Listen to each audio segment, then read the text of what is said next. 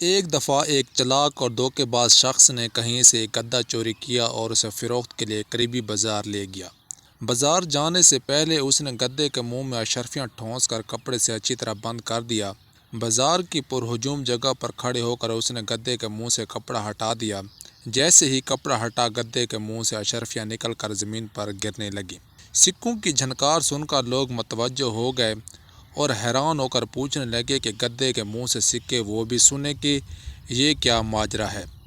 دھوکے باز کہنے لگا، بھائیو، یہ ایک عجیب و غریب گدھا ہے اور میں اس سے بہت تنگ ہوں۔ میں جب بھی پریشان یا اداس ہوتا ہوں تو دن میں ایک بار اس کے منہ سے سونے کی اشرفیاں گرنے لگتی ہیں۔ اب تو میرے گھر میں اشرفیاں رکھنے کی جگہ بھی نہیں بچی۔ اس لیے میں چاہتا ہوں کہ اسے کوئی ضرورت مند اور جانوروں سے پیار کرنے والا تاجر خرید لے۔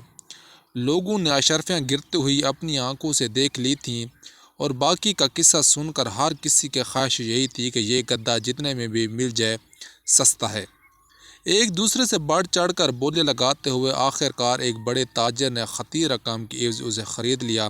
فروخت کرنے والے نے رقم اور زمین پر گرے ہوئے سکے سمیٹے اور گھر کی طرف چل دیا۔ جس تاجر نے گدھا خریدا تھا وہ فخر سے گردن اکڑائے ہوئے چل رہا تھا اور اہلیہ کریا اس کے پیچھے پیچھے چلتے ہوئے اس کے گھر تک پہنچ گئے۔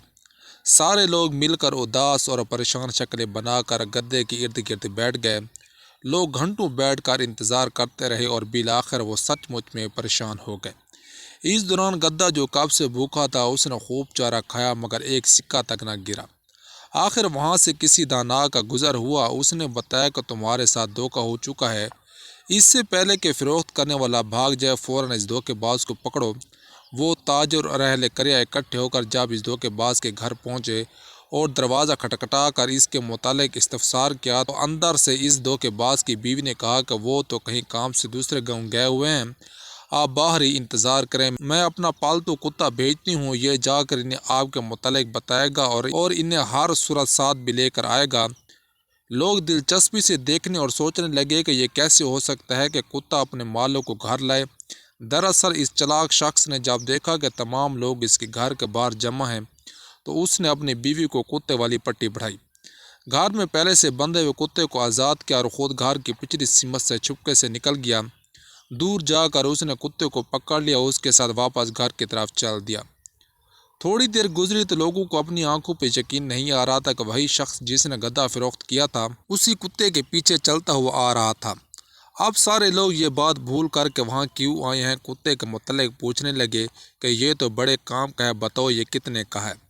اس سے تو ہر صورت خریدنا ہوگا۔ اس دھوکے باز اور چلاک شخص نے پہلے تو انکار کیا لیکن بعد میں اچھے دام ملنے پر وہ کتا اسی ہجوم میں سے ایک دوسرے تاجر کو فروخت کر دیا گیا۔ اب لوگ ٹولی کی شکل میں صرف یہ دیکھنے کے لیے کہ کتا گھر سے گئے ہوئے شخص کو کیسے واپس لے کر آتا ہے اس تاجر کے ساتھ چلتے گئے۔ تاجر نے گھر جا کر غلام کو کہا کہ تم ساتھ والے گاؤں جاؤ تاکہ کتا تمہیں ڈھونڈ کر واپس لے آئے۔ غلام جیسے ہی دوسرے گاؤں پہنچا وہاں سے بھاگ نکلا، کتا بھی کہیں دور چلا گیا جو واپس نہ آیا۔ جب غلام اور کتا دونوں واپس نہ آئے تو لوگوں کو پتہ چل گیا تھا کہ یہ ایک بار پھر ہمارے ساتھ دھوکہ ہو گیا ہے۔ وہ دوبارہ اکٹھے ہو کر جب اسی دھوکے باز کے گھر گئے تو وہ ایک بار پھر گھر کے پچھلے خفیہ دروازے سے بھاگ نکلا اور اس کی بیوی کہنے لگی کہ وہ ساتھ والے گاؤں کسی کام سے گئے ہوئے ہیں۔ لوگوں نے کہا کہ آج ہم اس کے گھر کے اندر بیٹھ کر اس کا انتظار کریں گے اور یوں دونوں تاجروں سمیت ارد گرد کے تمام لوگ اس کے گھر میں بیٹھ گئے۔ کافی دیر جب گزر گئی تو وہی دھوکے باز گھر میں داخل ہوا اور وہاں بیٹھے ہوئے لوگوں کو دیکھ کر چاپلوسی سے کام لیتے ہوئے ان کے ساتھ جھک جھک کر آداب بجا لانے لگا اور بیوی سے پوچھنے لگا کہ میرے خاص مہمانوں کی تقریب میں تم نے کیا کیا؟ ان مہمانوں کو کچھ کھانے پینے کو دیا یا بھوکا ہی بٹھایا ہوا ہے؟ وہ لوگ دل ہی دل میں شرمندہ ہونے لگے کہ ہم جسے دھوکے باز سمجھ رہے ہیں وہ تو بڑا سخی اور مہمان نواز بندہ ہے۔ اس کی بیوی نے انکار میں سار ہلاتے ہوئے کہا کہ ان فضول اور فالتو لوگوں کو کون اپنا مہمان بناتا ہے، میں نے تو انہیں پانی تک نہیں پوچھا۔ یہ سن کر وہ شخص غصے میں پاگل ہو گیا اور جیب سے ایک خنجر نکال کر بیوی کے پیٹ میں گھونپ دیا۔ فوراً لہو بہہ نکلا اور اس کی بیوی لہرا کر نیچے فرش پر گر پڑی۔ وہاں بیٹھے وہ لوگ اسے برا بھلا کہنے لگے کہ ہمارے پیسوں کو تو رہنے دو لیکن ہمارے لیے اپنی بیوی کو قتل کرنا کہاں کی دانش مندی ہے؟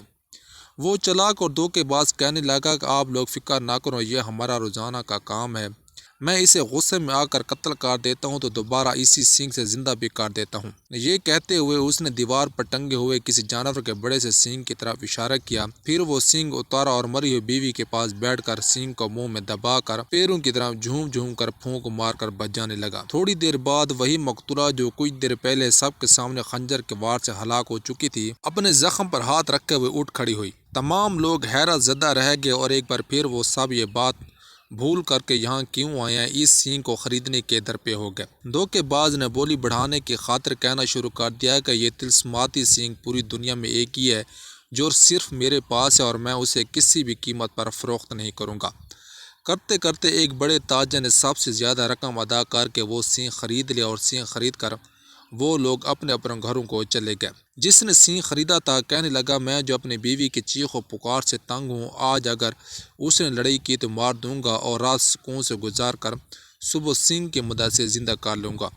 لیکن در حقیقت اس دھوکے باز نے جب اپنے گھر کے باہر لوگوں کا اکٹھا دوبارہ دیکھا تھا تو فوراً منصوبہ بنا کر اس میں اپنی بیوی کو شامل کر لیا تھا۔ لال رنگ کو ایک تھیلی میں ڈال کر بیوی کے کپڑوں میں چھپا دیا، پھر ایک خنجر لیا جس کے دستے میں خفیہ خانہ اور ایک بٹن تھا جس کو دبانے سے خنجر کا پھل اپنے دستے میں غائب ہو جاتا، اور ایک پرانا بیکار سینگ لے کر دیوار پر ٹانگ دیا اور خود گھر کے خفیہ راستے سے نکل کر تھوڑی دیر پوچھ رہ کر واپس آ گیا، اور پھر بیوی کو زندہ کرنے کا ڈرامہ رچا کر بیکار سینگ فروخت کر دیا تھا۔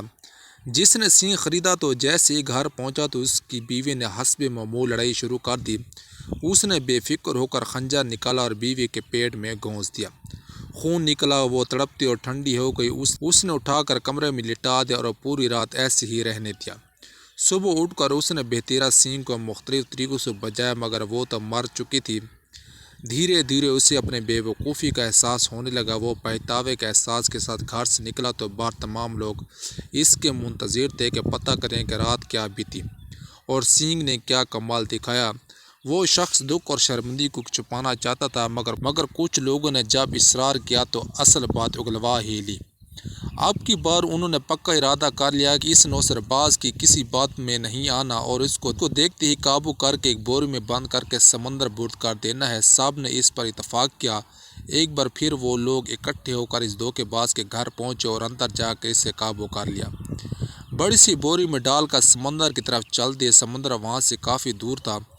بوری میں دھوکے باز شخص کو باری باری اٹھاتے وہ سب لوگ تھک گئے تھے۔ سمندر سے نصف فاصلے پر پہنچ کر انہوں نے کہا کہ تھوڑی دیر سستا لیتے ہیں، اس کے بعد آرام سے اسے پانی میں پھینک دیں گے۔ وہ لوگ تھکے ہوئے تھے اس لیے جیسے آرام کرنے کے لیے رکے تو انہیں نیند نے آ لیا اور وہ بے فکر ہو کر سو گئے۔ بوری میں بند شخص نے بھوک اور پیاس سے بے حال ہو کر چیخنا چلانا شروع کر دیا مگر وہ تمام لوگ خواب خرگوش کے مزے لے رہے تھے۔ اسی اثناء میں وہاں ایک چرواہا کا گزر ہوا۔ اس نے دیکھا کہ لوگوں کا جمع غفیر آڑے ترچھے ہو کر سو رہا ہے اور ایک طرف پڑی بوری سے چیخنے چلانے کی آوازیں آ رہی ہیں۔ اس نے بھیڑ بکریوں کو ایک طرف کھڑا کیا اور آگے بڑھ کر جب بوری کھولی تو اس نے دیکھا کہ اس کے اندر تو کوئی شخص بند ہے۔ چرواہا نے پوچھا کہ اے شخص تو کون اور یہ ارد گرد سوئے ہوئے لوگ کون ہیں اور تجھے بوری میں کیوں بند کیا ہوا ہے، یہ کیا ماجرا ہے؟ دھوکے باز نے کہا کہ سنو، یہ تمام لوگ میرے خاندان کے ہیں۔ یہ میری شادی سمندر پار ایک شہزادی سے زبردستی کرانا چاہتے ہیں مگر مجھے مال و دولت کی ذرا بھی ہوس نہیں ہے۔ میں تو اپنا چچا زاد لڑکی سے محبت کرتا ہوں۔ چرواہا اس کی باتیں سن کر بڑا متاثر ہوا اور کہنے لگا کہ بتو کیا میں تمہارے کسی کام آ سکتا ہوں؟